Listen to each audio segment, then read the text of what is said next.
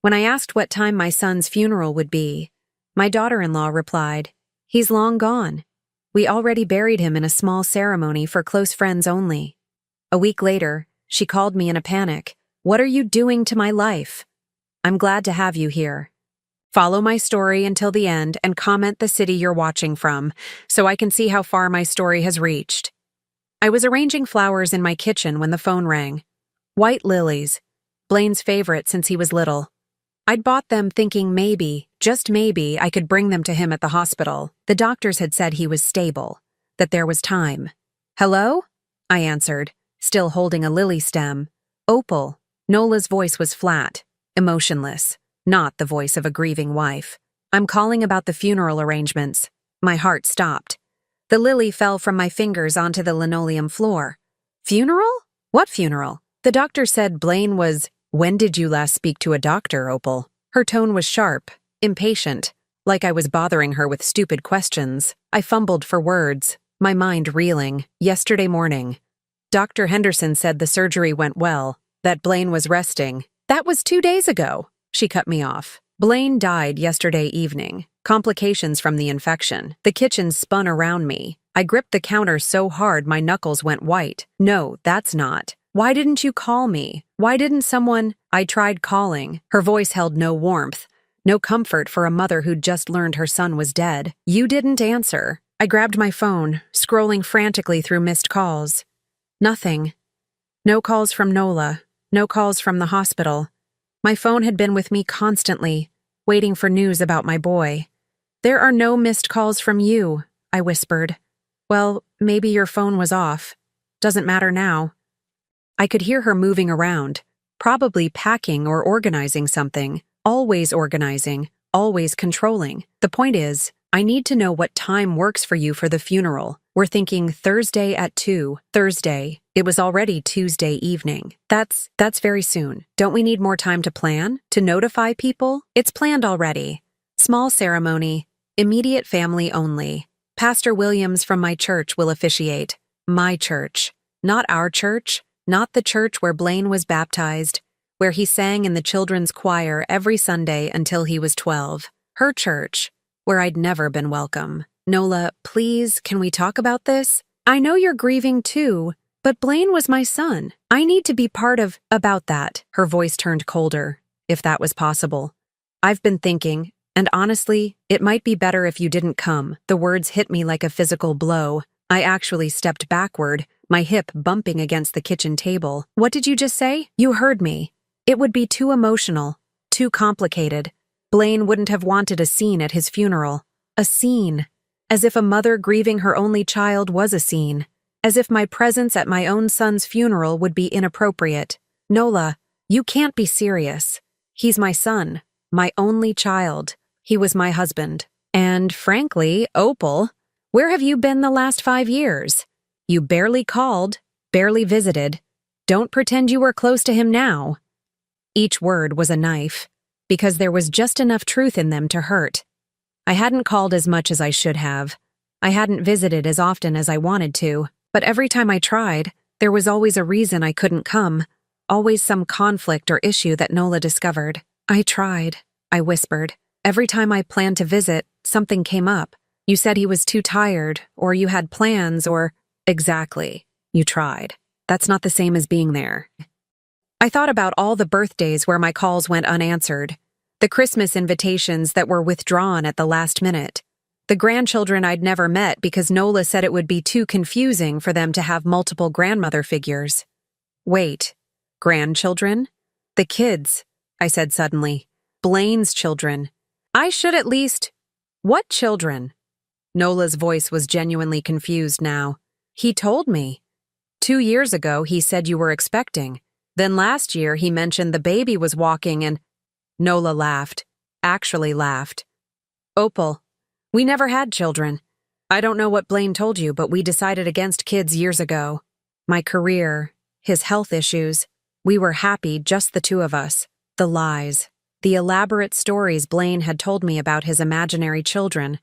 The photos he'd shown me that must have been of other people's kids. Why would he lie about something like that?" "I don't understand," I murmured. "Look, Opal, I don't have time for this right now. I have a funeral to finalize. The service is Thursday at 2 at Peterson's funeral home on Maple Street. If you really insist on coming, fine, but keep it together, okay? This isn't about you. She hung up before I could respond. I stood there holding the dead phone, staring at the lily on my kitchen floor. My son was dead, and I'd learned about it from his wife like it was an inconvenience she needed to manage. I called the hospital, my hands shaking as I dialed. St. Mary's, how can I help you? I'm calling about my son, Blaine Morrison. He was a patient there, and I was told, let me transfer you to patient information. The hold music was cheerful, upbeat, completely wrong for what I was feeling. Finally, someone came on the line. Ma'am? I'm sorry, but we don't have any record of a Blaine Morrison being a patient here in the last 6 months. That can't be right. He had surgery 2 days ago. Dr. Henderson was his surgeon. We don't have a doctor. Henderson on staff, ma'am. Are you sure you have the right hospital? I hung up, my mind spinning. What hospital had Blaine been in? Why had I thought it was St. Mary's? The conversations with him over the past weeks blurred together in my memory. Had I assumed which hospital? Had he actually told me, or had I filled in the blanks myself? The funeral home. I could call Peterson's, at least confirm that much. Peterson Funeral Home, this is Margaret speaking.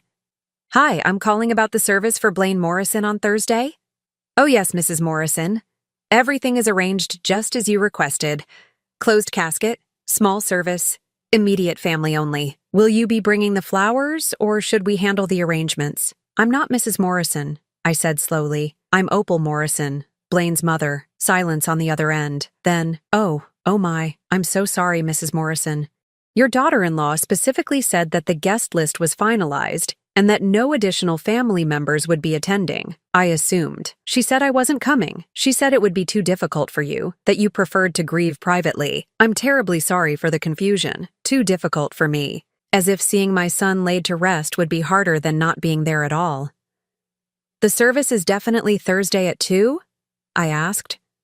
Well, actually, there's been a change. Mrs. Morrison called an hour ago and moved it up to tomorrow at 10 in the morning. She said something about wanting to get it over with quickly, for everyone's sake. Tomorrow, Wednesday morning, less than 12 hours from now. She'd moved my son's funeral and hadn't even bothered to tell me. I hung up and sank into my kitchen chair, staring at the lily on the floor. In the morning, while I was probably having coffee and reading the newspaper, my only child would be buried. His wife, the woman who'd systematically excluded me from his life, would be the only one there to say goodbye. But maybe that's exactly what she wanted. Maybe that had always been the plan. The realization hit me like ice water. I might never even know where my son was buried. I didn't sleep that night. Instead, I sat in Blaine's old bedroom, surrounded by photos and memories, trying to piece together when everything went wrong. The room had been untouched since he moved out 12 years ago. His baseball trophies still lined the shelves. His college diploma hung crooked on the wall where he'd hastily placed it before graduation. When did I lose my son? It hadn't been sudden. It was more like watching someone disappear in slow motion, so gradual you don't notice until they're completely gone. I picked up a photo from his nightstand. Blaine at 26, grinning beside his new bride. Nola looked radiant in her wedding dress, her arm possessively wrapped around his waist. I remembered that day clearly because it was the first time I felt like an outsider in my own son's life. Mom, I need to talk to you about the seating arrangements, Blaine had said 3 days before the wedding. His voice was apologetic, uncomfortable. Nola thinks it might be better if you sat in the second row instead of the front. The second row? I'd tried to keep my voice light, understanding. But honey, I'm the mother of the groom. I know. It's just, Nola's family is bigger, and they've been planning this for months. Her grandmother needs to sit up front because of her wheelchair and, of course, I'd interrupted. I didn't want to be the difficult mother-in-law before I'd even become one. Whatever makes Nola happy. But it stung. And looking back now, it was the first of many small concessions that added up to complete exclusion. I set the photo down and picked up another, Blaine's high school graduation. He was beaming, his cap askew, his arm around my shoulders. Back then, I was his whole world. His father had left when Blaine was 8, and it had been just the two of us for so many years. We were a team. "Mom, you're embarrassing me," he'd said that day, but he was laughing, happy, present. When had that changed? When had I become the embarrassment instead of the source of pride? I pulled out my old calendar from the year after his marriage, flipping through the pages. There it was, my handwriting marking every planned visit, every canceled dinner, every excuse. March 15th, visit Blaine, canceled, Nola has flu. April 22nd, Easter dinner, moved to Nola's parents instead. June 3rd, Blaine's birthday, we'll celebrate next week. We never did. August 17th, weekend visit, Nola's sister visiting, maybe next month. The pattern was so clear now. How had I not seen it then? Every time I tried to make plans with my son, Nola had a reason why it wouldn't work. Always polite, always apologetic, always with a reasonable explanation that I couldn't argue with. "I'm so sorry, Opal," she'd say on the phone, her voice sweet as honey. "Blaine is just exhausted from work. You know how hard he's been working for that promotion. Maybe when things calm down?" Or, "Oh, I wish you'd called yesterday. We just made plans with my college friends. Maybe next weekend?" And my favorite, "Blaine's been feeling a bit overwhelmed lately. The doctor said he needs to reduce stress. Family visits can be so draining, can't they? Family visits." As if seeing his own mother was a burden instead of a joy. I found my phone and scrolled back through years of text messages with Blaine. The change in tone was gradual but unmistakable. 3 years ago, "Love you, Mom. Can't wait to see you Sunday." 2 years ago, "Hey, Mom, something came up. Can we reschedule?" Last year, "I'll call you later this week." The messages got shorter, less frequent, more distant. But underneath the growing coldness, I occasionally caught glimpses of the son I used to know. 6 months ago, he'd called me out of the blue on a Tuesday afternoon. "Mom, are you busy?" "Never too busy for you, honey. What's wrong?" I could hear something in his voice. Strain, sadness, maybe. "Nothing's wrong. I was thinking about that time when I was 12 and got pneumonia. Remember? You slept in that uncomfortable chair next to my hospital bed for 3 nights straight." "Of course I remember. You were so sick, sweetheart. I wasn't leaving you alone. The nurses kept telling you to go home and get some real sleep. But you wouldn't leave." "Why are you thinking about that, Blaine?" There was a long pause. "No reason. I've been remembering things lately. Good things." He'd sounded like he wanted to say more, but then I heard Nola's voice in the background. "Who are you talking to? I thought we were going to start dinner." "I should go, Mom. Nola's making her famous lasagna tonight." "Okay, sweetheart. I love you." "Love you too." It was the last time he'd said that to me. The last time he'd called just to talk, just to remember. What had he wanted to tell me that day? What had he been remembering? I walked to my kitchen and made coffee, even though it was 3 in the morning. As I waited for it to brew, I thought about all the warning signs I'd missed or chosen to ignore, like the time I'd shown up unannounced for Blaine's birthday 2 years ago. I'd driven 3 hours with his favorite chocolate cake, the one I'd made for every birthday since he was 4. When Nola answered the door, her face went through a series of emotions. Surprise, annoyance, then that practiced smile. "Opal! What a surprise. We weren't expecting you." "I know, I should have called. But it's Blaine's birthday, and I wanted to bring his cake." "Oh, how thoughtful. But actually, we're just leaving for dinner with my family. My mother made reservations at that new steakhouse downtown. I could come with you," I'd offered hopefully. "I'd love to meet your parents properly." "Oh, I don't think there's room. It's a small table. You know how restaurants are." She took the cake from my hands. "But this looks delicious. I'm sure Blaine will love it." Through the doorway, I could see Blaine putting on his jacket. He looked up and saw me. "Mom, what are you doing here?" "Not Mom, I'm so glad you're here." "Not Mom, what a wonderful surprise." Just confusion, maybe even irritation. "I brought your birthday cake," I said weakly. He walked over and gave me a quick, uncomfortable hug. "You didn't need to drive all this way. We could have celebrated this weekend." But we hadn't celebrated that weekend. Or the next one. The cake sat in their refrigerator until it went stale, and I never found out if Blaine even had a slice. Now, sitting in my kitchen at 3 a.m., I realized that Nola hadn't just been making excuses. She'd been training my son to see me as an inconvenience. Every canceled visit, every modified plan, every maybe next time had slowly taught Blaine that his mother was someone to be managed, not cherished. And I'd let it happen. I'd been so afraid of being the overbearing mother-in-law that I'd accepted every boundary, every limitation, every excuse. I'd tried so hard to give them space that I'd given up my place in my son's life entirely. The coffee finished brewing, and I poured myself a cup with hands that still trembled slightly. In a few hours, my son would be buried, and I wouldn't be there to say goodbye. But maybe, just maybe, it wasn't too late to understand what had really happened to us. I had a feeling Nola's panicked phone call was coming sooner than I thought. And when it did, I would be ready with questions of my own. 7 days. That's how long I'd been living with the knowledge that my son was buried somewhere, and I didn't even know where. 7 days of calling funeral homes, cemeteries, anyone who might have information. 7 days of sleepless nights and untouched meals.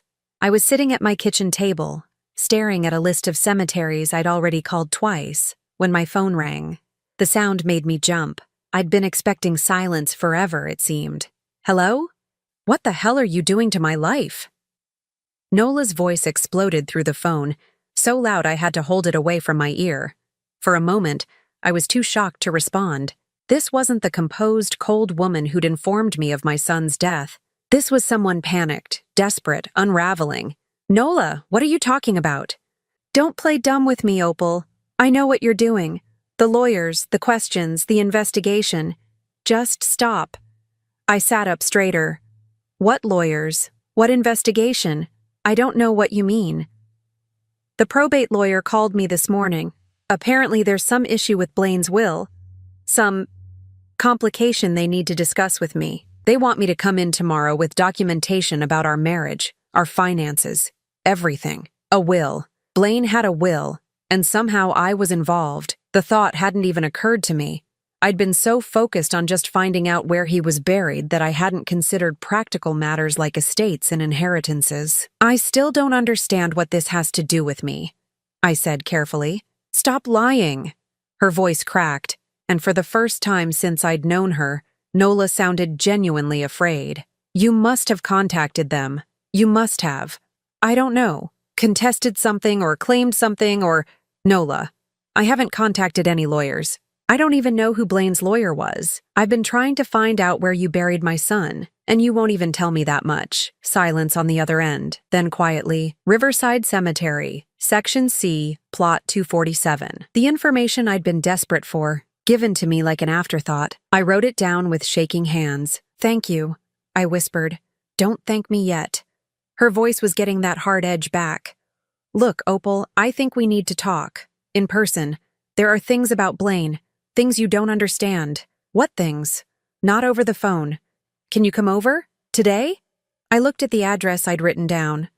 Riverside Cemetery. After 7 days of not knowing, I could finally go to my son. But Nola's panic was intriguing. What had spooked her so badly? I'll come over after I visit the cemetery. No! The word came out sharp, desperate. Before. Come here first. Please, Opal. It's important.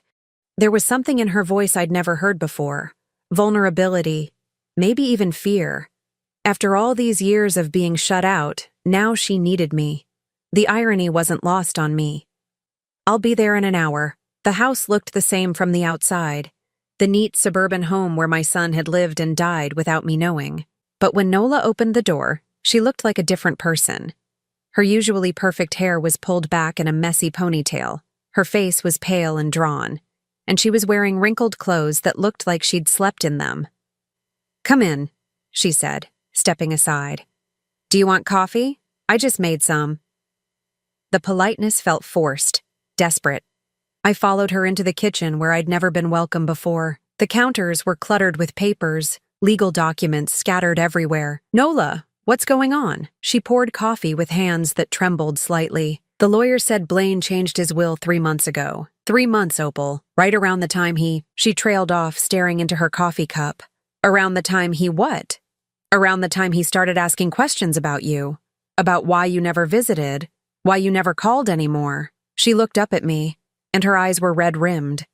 I told him you'd gotten busy with your own life, that you didn't really want to be bothered with us anymore. The lie sat between us like a physical thing. I felt anger rising in my chest, but something in her expression made me hold back. But apparently, she continued, he didn't believe me. The lawyer said Blaine hired a private investigator. My coffee cup froze halfway to my lips. A what? A private investigator. To look into what happened between you two. To find out why you'd suddenly stopped trying to have a relationship with him. I set my cup down carefully. And what did this investigator find? Nola's face crumpled. Phone records. Documentation of every canceled plan. Every changed invitation. Every excuse I made to keep you away. Text messages I sent from Blaine's phone when he was at work, telling you he was too busy to see you. Emails I intercepted and deleted before he could see them. The room seemed to tilt around me. You sent messages pretending to be Blaine? Only a few times, she said quickly as if that made it better. And only when I knew he was overwhelmed with work, when seeing you would have been stressful for him. I was protecting him from his own mother? You don't understand, she said, her voice rising. When we first got married, you were all he talked about. Mom this, mom that. Every decision had to be run past you. Every plan had to include you. I felt like I was married to both of you. I stared at her, this woman who'd systematically stolen my son from me and tried to find words for the rage building inside me. So you decided to fix that by lying to both of us. I thought if you had some distance, you'd both be happier. I thought Blaine would focus more on our marriage, on building a life with me, and I thought you'd find your own life. Your own interests. Did it work? I asked quietly. She looked down at her hands. For a while, Blaine stopped mentioning you so much. We had a good marriage, Opal. We were happy. Until 3 months ago. Until 3 months ago, she agreed. Something changed. He started bringing you up again, asking why you never called anymore, why you seemed so distant. I kept telling him you were fine, that you'd told me you were happy we were giving you space. But he didn't believe you. He said you used to call him every week. He said you used to remember every birthday, every anniversary, every small thing that mattered to him. And then suddenly, nothing. He said that wasn't like you. I felt tears starting to form. My son had known. Somehow he'd known that something was wrong. So he hired an investigator. Yes. And apparently, what they found. She gestured helplessly at the papers scattered across the counter. It was enough to make him change his will.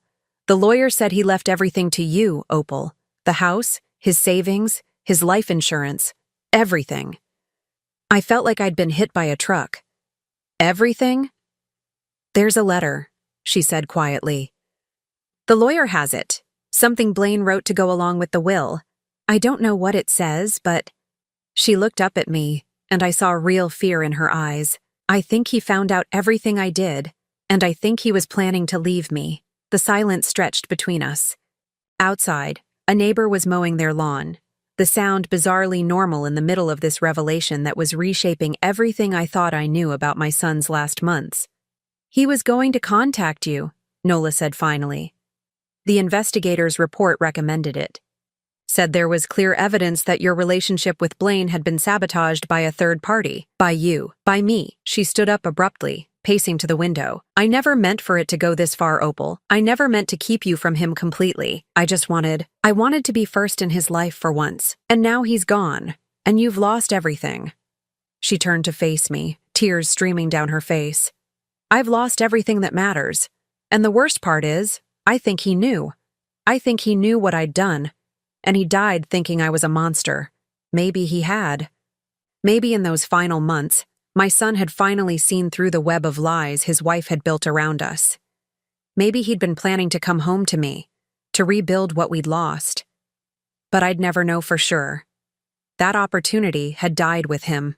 I need to see that lawyer, I said, standing up. And I need to read whatever letter Blaine left. Nola nodded miserably. His name is David Hartwell. His office is on Main Street. He's expecting you tomorrow at 10. As I walked toward the door, she called after me. Opal, what are you going to do? About the house, I mean. About everything. I turned back to look at her.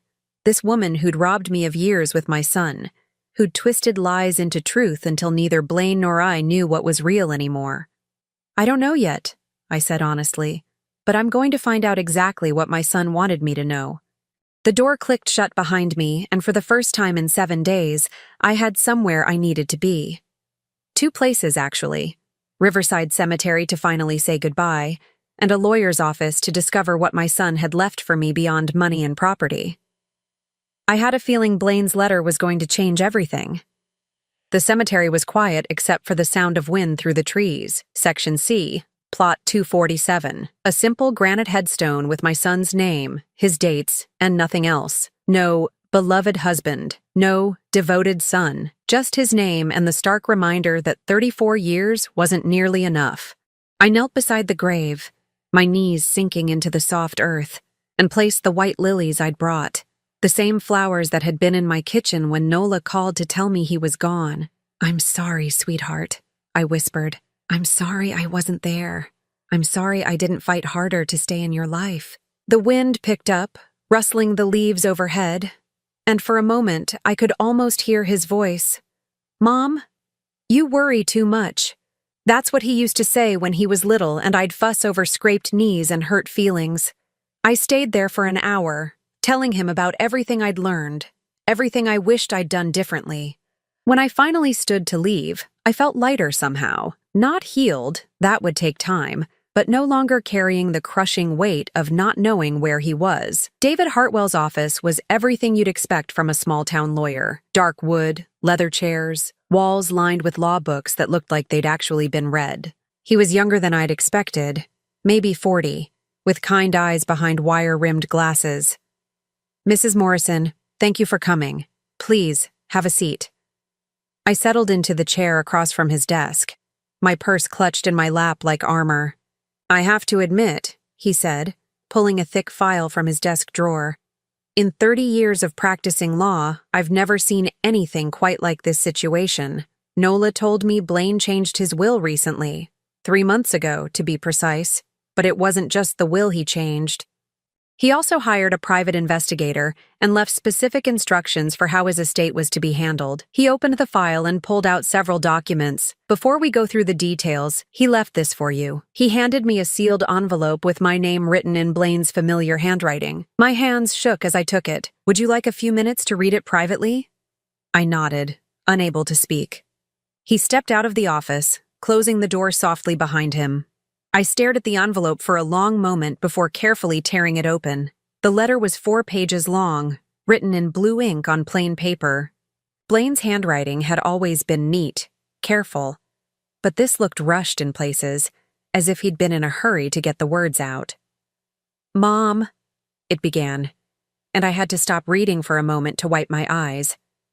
"If you're reading this, then I'm gone and David has followed my instructions to make sure you get this letter. I don't know how much time I have left. The doctors aren't optimistic about the next surgery, but I need you to know the truth about what happened between us.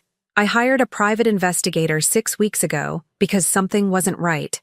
You disappeared from my life so gradually that I almost didn't notice at first, but then I realized we hadn't had a real conversation in over a year. Every time I tried to call you, Nola said you were busy. Every time I suggested visiting, she had a reason why it wasn't a good time. When I asked her directly about it, she told me you'd said you wanted space, that you felt I was too dependent on you and needed to focus on my marriage. That hurt, Mom, but I believed it because I trusted her. I thought maybe you really did want distance, but it never felt right. You raised me by yourself after Dad left. We were a team. You never made me feel like I was too much or too dependent. So I decided to find out what had really happened. The investigator's report is with my lawyer. You should read it, but I'll give you the summary. Nola has been intercepting our communications for years. Phone calls, emails, text messages. She's been canceling plans I never knew about and making excuses I never authorized. She's been lying to both of us, Mom, and keeping us apart deliberately. I confronted her about it last week. At first, she denied everything, but when I showed her the evidence, she broke down and admitted it. She said she felt like she was competing with you for my attention, that she needed to be the most important woman in my life. I told her that love doesn't work that way. You don't have to diminish one relationship to strengthen another. You taught me that, actually, back when I was worried about dating in high school. You said the heart has infinite capacity for love, and the people who matter most want to see you happy, not isolated. She cried and apologized and promised to fix things. But Mom, I don't think I can forgive this. She stole years from us, years we can't get back. While you were thinking I didn't want you in my life anymore, I was thinking you'd outgrown needing me in yours. The truth is, I never stopped needing you. I never stopped wanting to hear your voice telling me I could handle whatever was worrying me. I never stopped missing our Sunday morning phone calls where you'd update me on your garden and I'd tell you about work. I never stopped being proud to be your son. I'm leaving everything to you because you're my family, my real family. Not because of blood, but because of love. Because you're the one who was there when I had nightmares, who taught me to drive, who came to every baseball game even when you were working double shifts. I'm also leaving you something else. The power to decide what happens to Nola. She doesn't know about the will yet. She thinks everything will come to her automatically. If you want to provide for her, you can. If you want to make sure she's taken care of, that's your choice. But if you want her to face the consequences of what she's done, that's your choice too. I know this puts a burden on you that you shouldn't have to carry. But I trust your judgment more than anyone's, and I know whatever you decide will come from a place of wisdom, not revenge. I'm sorry, Mom. I'm sorry I let her fool me for so long. I'm sorry I didn't trust my instincts sooner. I'm sorry I won't get to make it up to you in person. I love you. I've always loved you. Nothing Nola did changed that, even when I didn't understand what was happening. You're the best mother I could have asked for, and I'm proud to be your son. Please don't let guilt eat at you. You did nothing wrong. You loved me the way mothers are supposed to love their children. Completely, but not possessively. But Nola's jealousy and manipulation are not your fault, and they're not my fault either. Live your life, Mom. Be happy, and maybe sometimes when you're working in your garden or making that terrible coffee you love so much, think of me and smile instead of crying. All my love, Blaine P.S. I hid a key to our safety deposit box in the old coffee can in your kitchen, the one you used for loose change when I was growing up. There's something in there I want you to have. I read the letter 3 times before David knocked softly and came back into the office. My face was wet with tears, but they felt different from the tears I'd been crying for the past week. These weren't tears of grief and confusion. These were tears of relief, of love, of a connection that had never really been broken. Your son was very thorough, David said gently, settling back into his chair. The private investigator's report is quite detailed. Phone records, email logs, even witness statements from friends and neighbors who noticed the pattern of canceled visits and changed plans. He pulled out another document. The estate is substantial. The house, which is worth approximately $300,000, his savings account with $180,000, and a life insurance policy worth $500,000. Everything comes to you. Nearly $1 million. Money Nola had been counting on, had probably already made plans for. There's also this. He handed me a smaller envelope. Instructions for accessing the safety deposit box. Your son was very specific that you should visit it alone, when you're ready. I thought about the key he'd mentioned, hidden in the coffee can in my kitchen. After all these years, he'd remembered that silly old Maxwell House can where I used to save quarters for his school lunches. What are my legal obligations to Nola? I asked. Legally? None. She has no claim to the estate. Blaine left her nothing, and Texas isn't a community property state when it comes to inheritances. He paused. But I should mention, she's been calling the office every day since she found out about the will change. She's concerned about her financial situation. Concerned enough to admit what she did? She's admitted some things. Yes, she seems to understand that her actions have consequences. He leaned forward slightly. Mrs. Morrison, I've read your son's letter and the investigator's report. What was done to you and your relationship with Blaine was deliberate and cruel. You have every right to feel angry. I thought about Nola, sitting in her kitchen surrounded by papers, realizing that everything she'd built through manipulation and lies was crumbling around her. Part of me felt satisfaction at her panic. But another part, the part that sounded like Blaine's voice, wondered what he would want me to do. I need some time to think, I said finally, to process all of this. Of course. Take all the time you need. When you're ready to make decisions about the estate, call me. He handed me his card and copies of all the documents. And Mrs. Morrison, your son spoke about you often when he was preparing these arrangements. He wanted you to know that none of this was your fault and that he never stopped loving you. I walked out of that office feeling like I was carrying my son's voice with me for the first time in years. Not the distant, polite voice I'd heard in our last few conversations, but the voice of the boy who used to call me his best friend. There was one more stop I needed to make. The safety deposit box could wait, but the coffee can in my kitchen couldn't. I needed to hold whatever piece of my son was waiting for me there. The drive home felt different somehow, like I was finally going in the right direction. The old Maxwell House coffee can sat exactly where it had for the past 15 years, on the top shelf of my kitchen pantry, behind the flour and sugar. I'd forgotten it was even there, this relic from when Blaine was in high school and I'd save loose change for his baseball tournament fees and pizza money. My hands trembled as I lifted it down.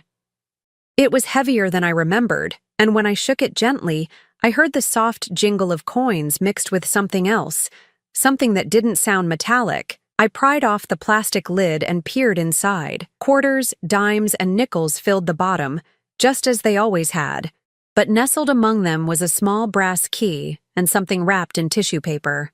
I pulled out the tissue paper first, unfolding it carefully. Inside was a small silver bracelet, one I recognized immediately. I'd given it to Blaine for his 16th birthday, engraved with "My son, my pride, my joy" on the inside. He'd worn it every day through high school, then college, but I hadn't seen it in years. I'd assumed he'd outgrown it or lost it. He'd kept it.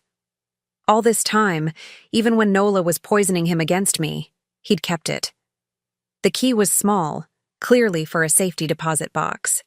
There was a tiny tag attached with an address downtown and a box number, 247, the same number as his grave plot. He'd planned this carefully, even in his final months. I sat at my kitchen table, holding the bracelet and thinking about everything I'd learned today. Blaine had known. He'd figured out what Nola was doing and had taken steps to protect our relationship, even from beyond the grave. But there was still something I didn't understand. Why had she done it? What had driven her to systematically destroy the bond between a mother and son? My phone rang, jarring me from my thoughts. Nola's name appeared on the screen. "Hello?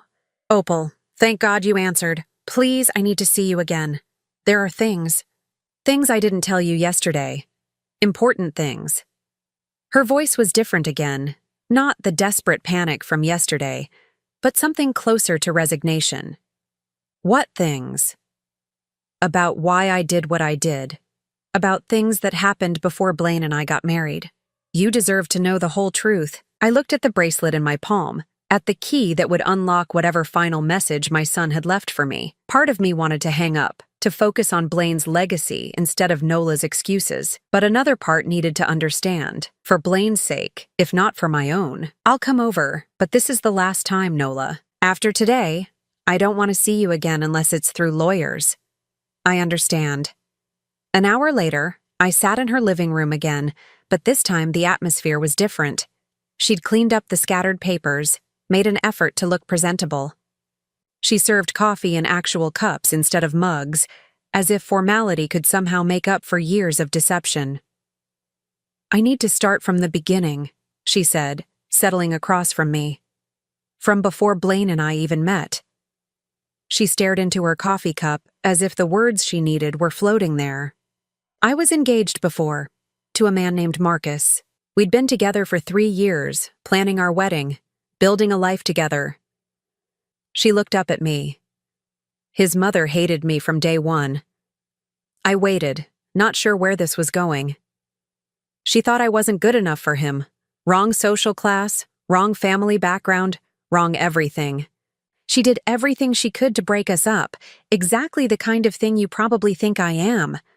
"Nola, let me finish, please." She took a shaky breath. She succeeded. Marcus chose her over me. Canceled our wedding 3 weeks before the date because his mother convinced him I was only after his money, that I didn't really love him. I could see where this story was heading, and despite everything she'd done to me, I felt a flicker of sympathy. When I met Blaine, I swore I would never let another mother come between me and the man I loved. I know that doesn't justify what I did, but I need you to understand that it wasn't about you personally.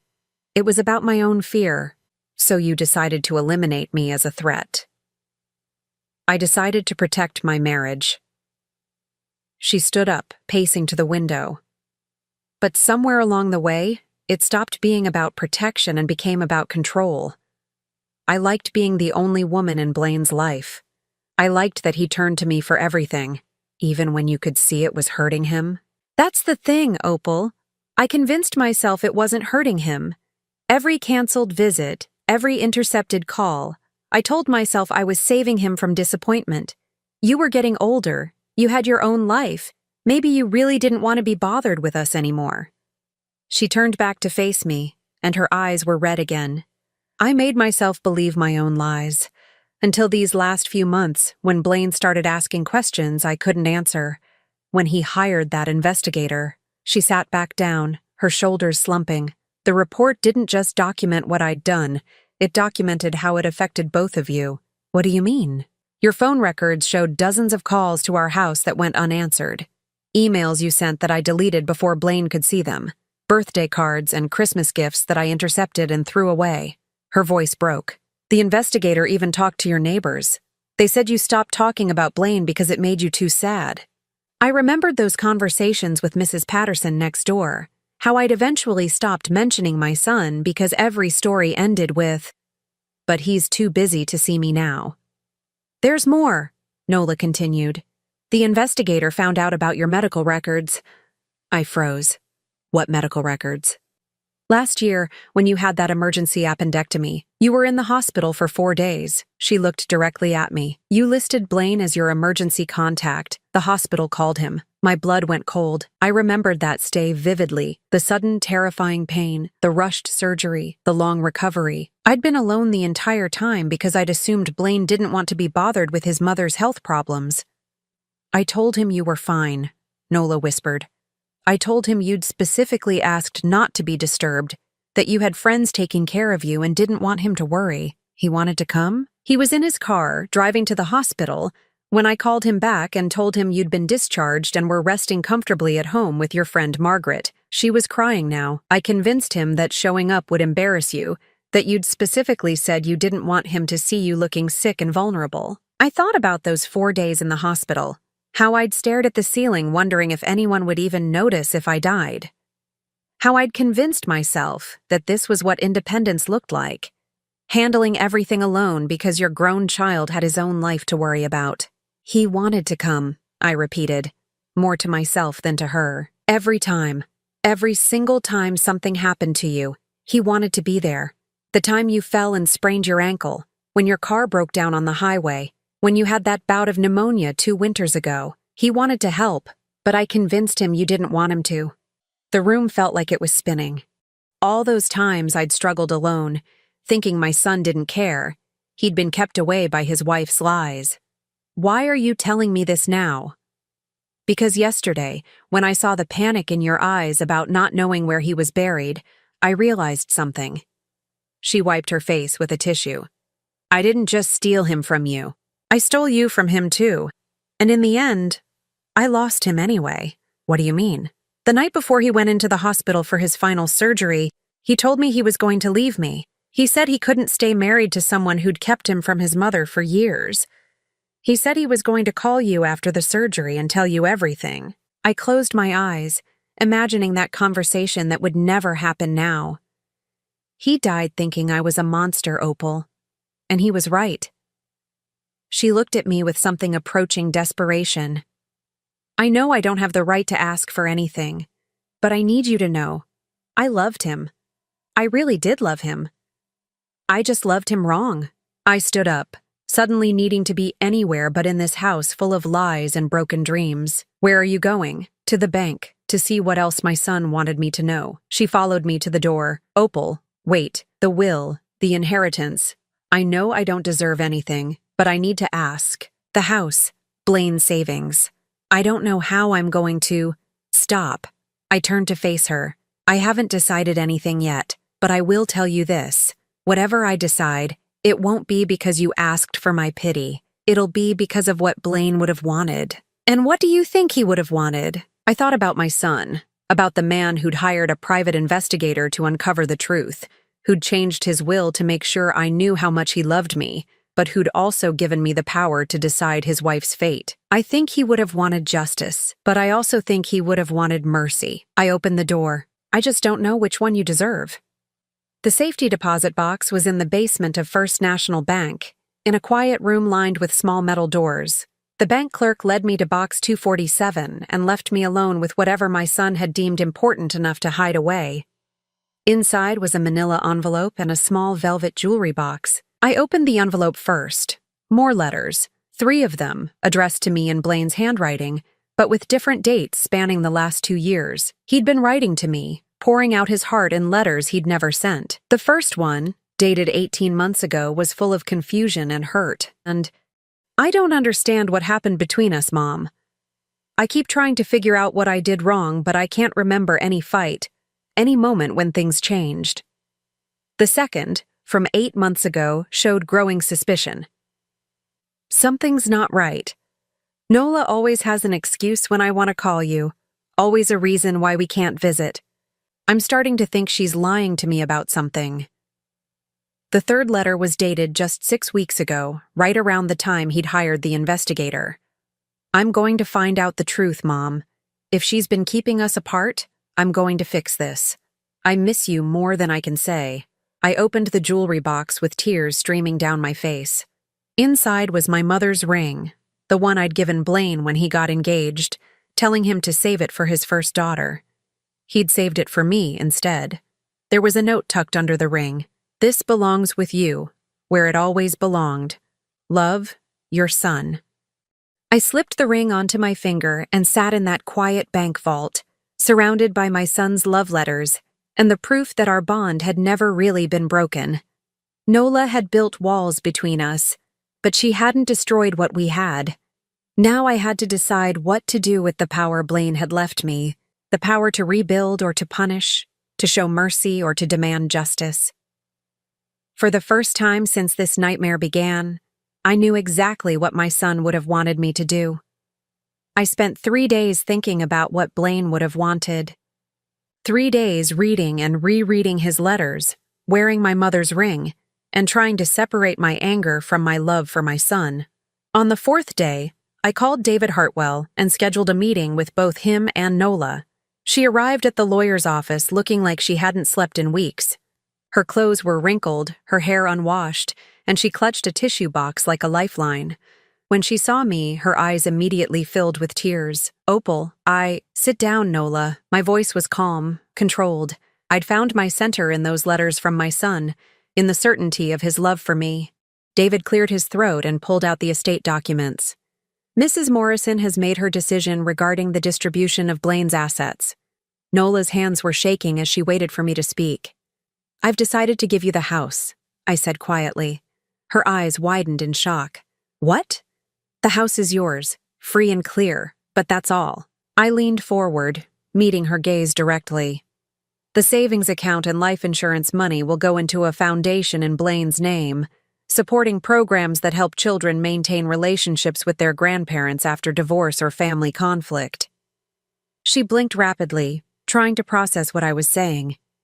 Why? She whispered. Because Blaine wouldn't have wanted you to be homeless, but he also wouldn't have wanted you to profit from the pain you caused. I pulled out one of his letters and read aloud. The heart has infinite capacity for love, and the people who matter most want to see you happy, not isolated. I taught him that when he was 17, worried about dating his first girlfriend. He never forgot it. I folded the letter carefully and put it back in my purse. Blaine understood that love isn't about control or possession. It's about wanting the best for someone, even when they hurt you. Nola was sobbing now, quiet tears that seemed to come from someplace deep and broken inside her. I don't deserve this kindness, she said. No, I agreed. You don't. But my son did, and this is what he would have wanted. David cleared his throat. There are conditions to this arrangement. Nola looked up, wiping her eyes. You'll sign a statement acknowledging what you did, I continued. Full disclosure of how you manipulated both Blaine and me. how you intercepted communications and fabricated excuses to keep us apart. It won't be made public unless you ever try to contact me again or spread lies about our family. I understand. You'll also attend counseling. Real counseling. Not just a few sessions to check a box. You need to understand why you did what you did so you never do it to anyone else. She nodded, still crying. And one more thing. I reached into my purse and pulled out a small photo album I'd put together over the past few days. These are pictures of Blaine growing up. His first steps, his high school graduation, his college years. All the moments you never saw because you were too busy trying to erase me from his life. I slid it across the table to her. I want you to look at these and understand what you destroyed. Not just my relationship with him, but his relationship with his own history. Every story about his childhood that he couldn't share with you because it involved me. Every family tradition that died because you cut us off from each other. She opened the album with trembling hands, staring at a picture of 5-year-old Blaine covered in birthday cake frosting, grinning at the camera. "This is the son you married," I said. "The man he became because he was raised with love, not manipulation. Because he was taught that family means supporting each other, not controlling each other."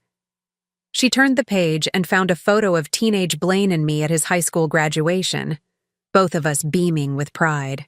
"He was so excited that day," I said softly. "He told everyone that his mom was his hero because I'd worked 2 jobs to put him through school. He said I was the strongest person he knew." "He said that about me too," Nola whispered. "After we got married, he said I was strong for building my own career, for knowing what I wanted. Then why wasn't that enough? Why did you need to be the only strong woman in his life?" She stared at the photo for a long time before answering. "Because I was terrified of losing him the way I lost Marcus. But I realize now that I lost him anyway. I just lost him more slowly, one lie at a time." David handed her the documents to sign. As she worked through the paperwork, acknowledging her deception and agreeing to the conditions of inheriting the house, I felt something I hadn't expected: peace. This wasn't revenge. Revenge would have left her homeless and destitute. This wasn't forgiveness either. Forgiveness would have to come later, if at all. This was justice, tempered by the kind of compassion Blaine had always shown, even to people who didn't deserve it. When all the papers were signed, Nola looked up at me one last time. "Will you tell me about him?" she asked quietly. "About what he was like as a little boy? I know I don't have the right to ask, but I'd like to understand who he was before I met him." I thought about refusing. She'd stolen years of my son's stories from me. Why should I give her any back?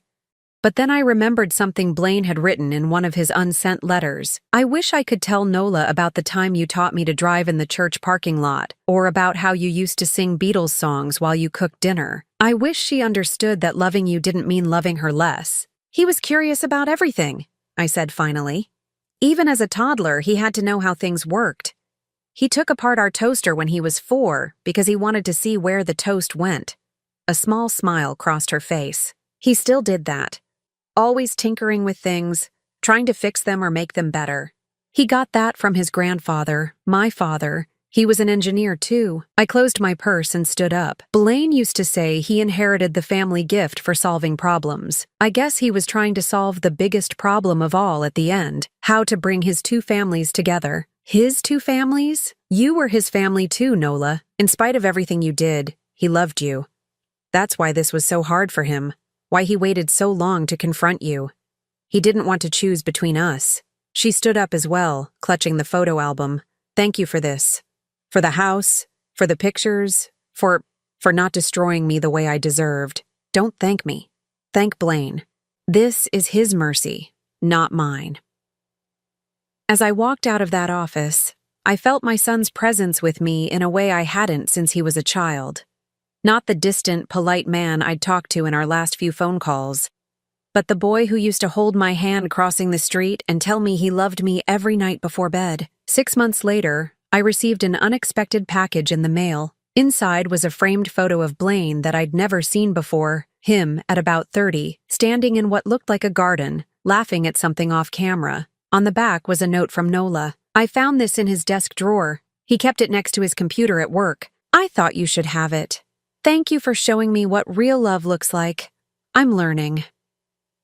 I placed the photo on my mantle next to the others and smiled.